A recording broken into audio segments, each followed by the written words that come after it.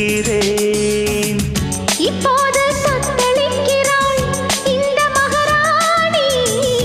எப்போது பள்ளி கொள்ளுமோ இளைய மலர் மேனி?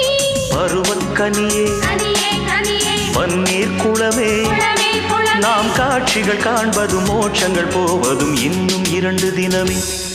உன் புன்னகை போதுமடி, சில பூக்களும் பூக்குமடி. உன் புன்னகை போதுமடி, சில பூக்களும் பூக்குமடி.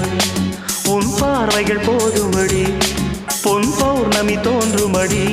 உன் பார்வைகள் போது